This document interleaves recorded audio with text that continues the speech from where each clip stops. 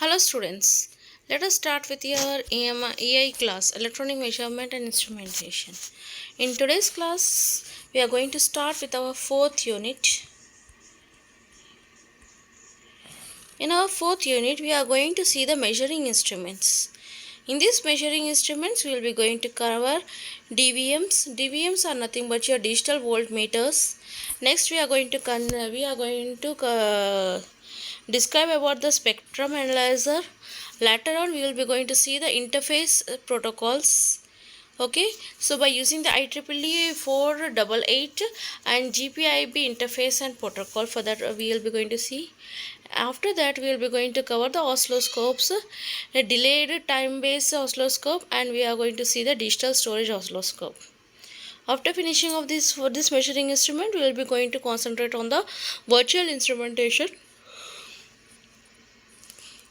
which is nothing but your SCADA data, that is no, those are nothing but your data acquisition system block diagram we are going to see.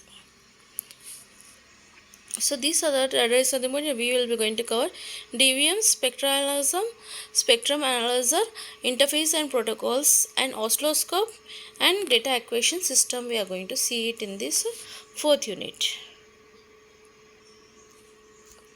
Let us start with our DVMs. DVM is nothing but your digital voltmeter. So this digital voltmeter, let us go with an introduction. These DVMs can measure AC and DC voltages and currents. So digital voltmeter will be going to measure the AC as well as DC voltage and currents. Apart from this, it can measure digitally instead of analog readings. Basically, it will go with the digital readings only. It will not go with an analog readings. DVMs reduces the human mistakes in reading and eliminate the parallax error. So what happens when you go with an analog reading, the needle which is available on the voltmeter will be going to have some difference. Okay, from one small difference it will be there. That difference we are saying it is an error. That error is nothing but a parallax error. This parallax error is compulsory. It will be done by using a human eyes, naked eyes. Okay, due to some other reason, you will be getting a parallax error in the reading. So to reduce the parallax error, we are going with a digital reading. So that is why we are going with the digital voltmeters. The advantage of digital voltmeter is nothing but it is a smaller in size and low cost. It is very small in the size and it is less cost, and it is going to have the high stability. The stability is also high, and in compared to the input resistance, it is going to have 10 mega ohms of input resistance and input capacitance as 40 picofarads. Okay, and it is going to give you the high resolutions, that is 1 microvolt can be read on 1 voltmeter of your range. Bigger ranges from 1 volt to 106 volts with the automatic range selection and overload protection can also be measured. So these are nothing but your few of the features and specifications of your DVM, digital voltmeter.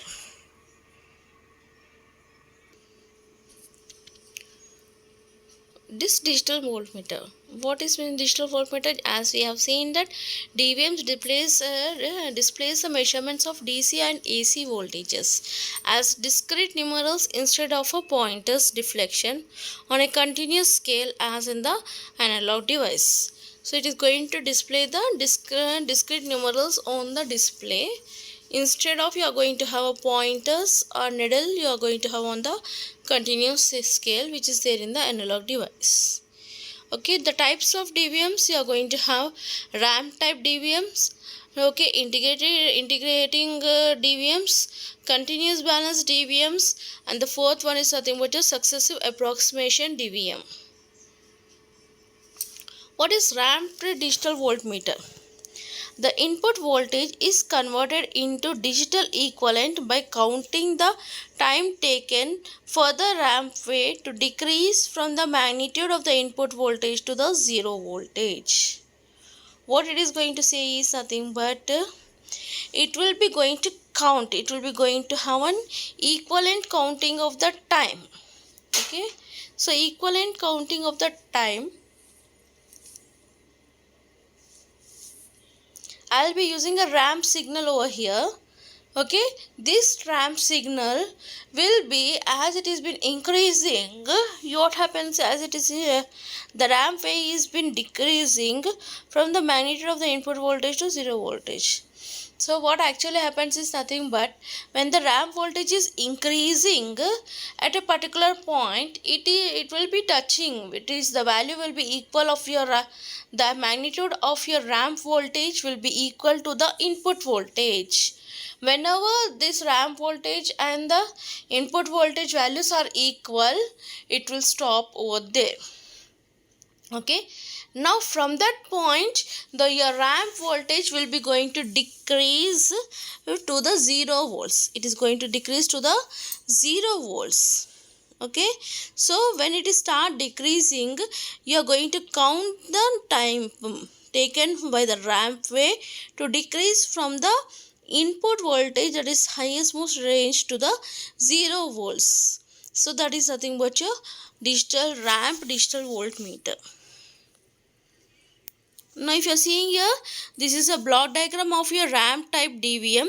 In this case, if you are going to see, input is nothing but your analog input. Vin is been given to the attenuator circuit.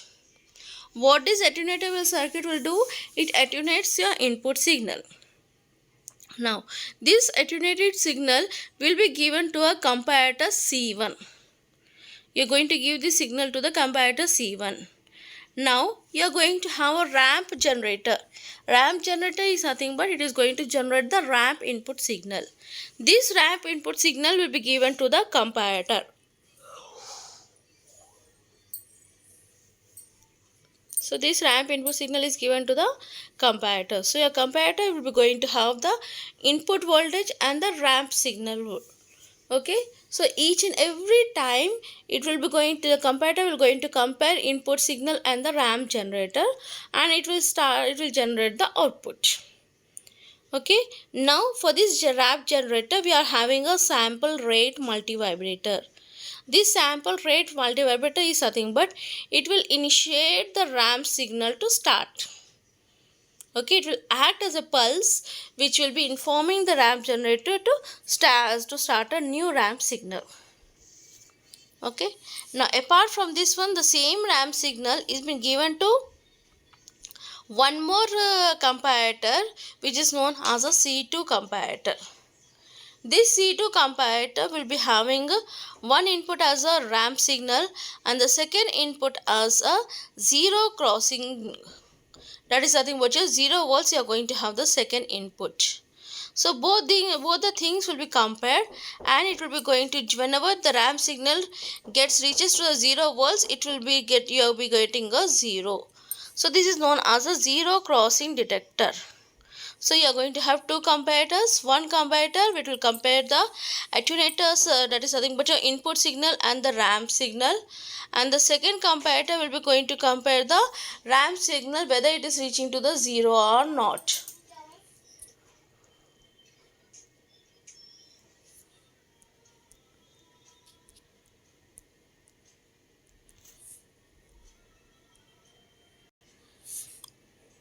Whether the ramp signal is reaching 0 or not. Now this has been given to the gating pulse. Okay, what does this gating pulse will do? It will start the counting and it will be going to stop it. So your gating pulse will going to generate a continuous gate pulses. So these gate pulses, to generate these gate pulses, we will be getting the input from the oscillator. So oscillator will continuously give the clock pulses to the gate. Now this gate will be open or off. Okay, under what condition? Under the start of the count and end of the count. Start of the count will be generated by the comparator C1 and the end of the count will be generated by the comparator C2. Okay, now whenever the count is started, the counter will start counting the pulses one by one.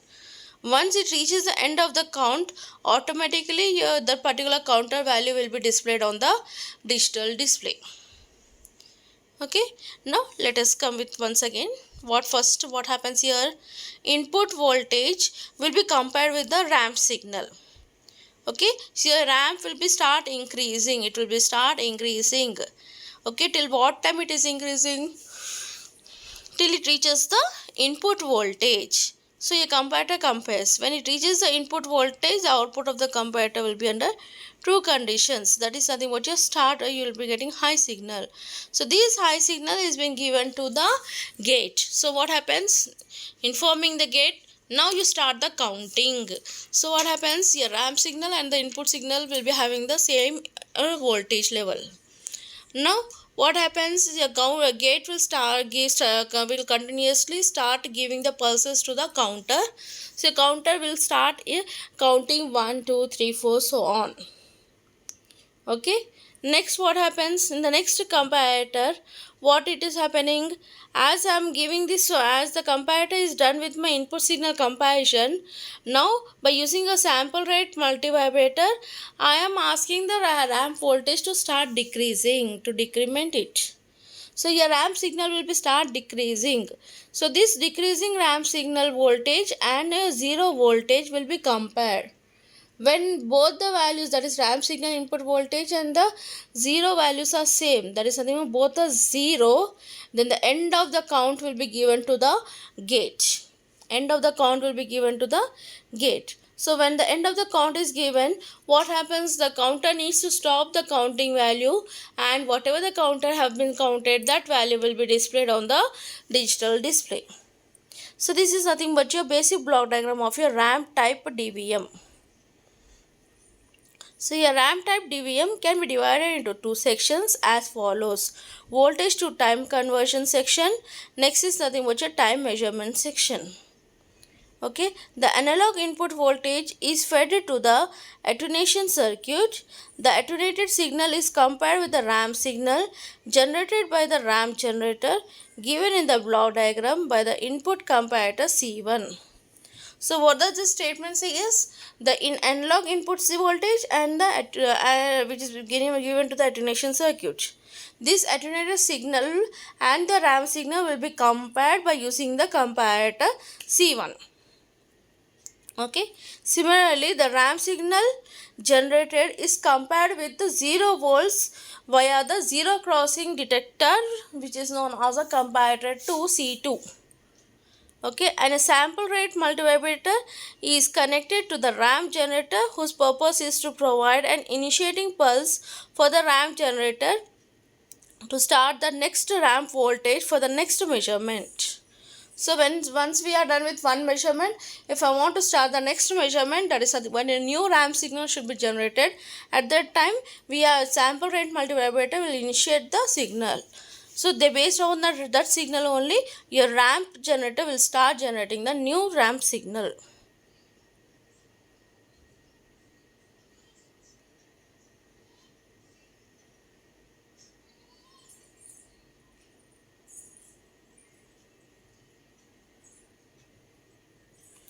Okay, now in the time measurement section there is a counter which is triggered by a gating pulse. The input of the gating pulses are input or output of C1, output of C2, clock pulse from the oscillator. The counter is reset after each successful completion of the time measurement by a control signal from the sample rate multivibrator. So what happens once the end of count signal has been given to the gate, the counter will stop its execution of the counting value. Okay, it will send the data to the digital display. Once it is sent, the sample rate multivibrator will be resetting the counter value to 0. So the count produced is displayed by connecting the suitable display device. Okay, the attenuated signal is compared with the negative going ramp signal generated by the ramp generator. When the ramp voltage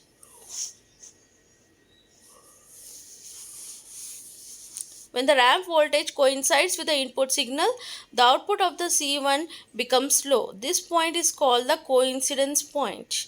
This initiates the counting process, that is start of count. That is nothing but your ramp signal is nothing but your negative going ramp. Whenever it reaches, whenever its magnitude is equal to the input voltage, then what happens, it becomes, the output of my C1 becomes low, and this will initiate the counting process to, that is nothing but a start of count will be given to the gate.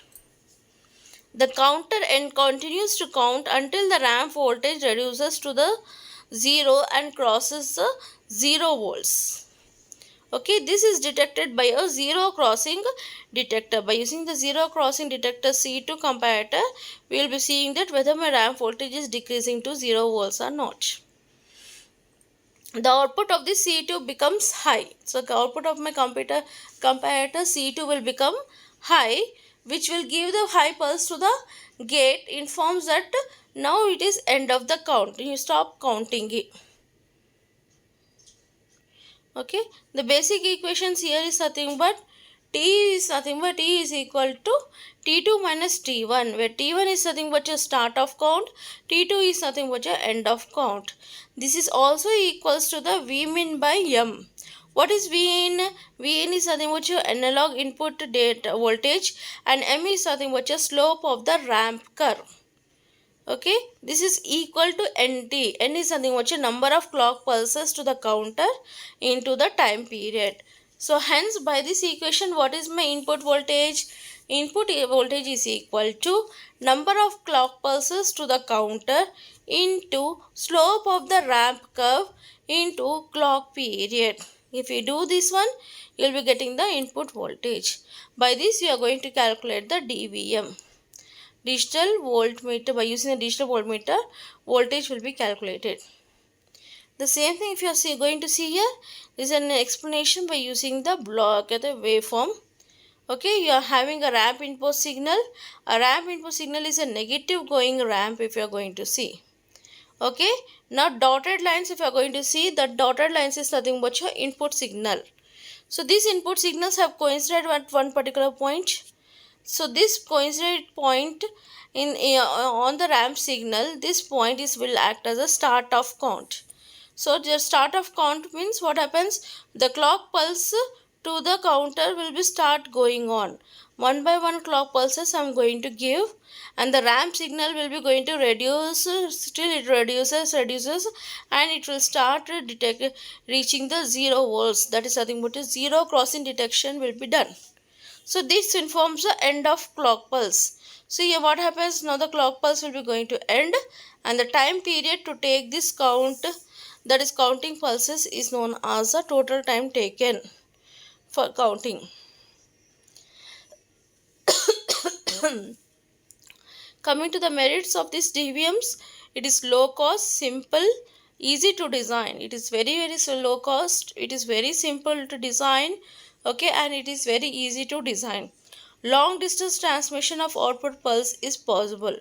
Long distance of transmission of output pulse is possible. What is this demerits of my DVM? Accuracy of output greatly depends on the linearity of the ramp. How much linear the ramp is, that much will be your accuracy. Input filter are needed for filtering the noise from input signal. So we require input filtering. In the next class, we will see the next DVM. Thank you.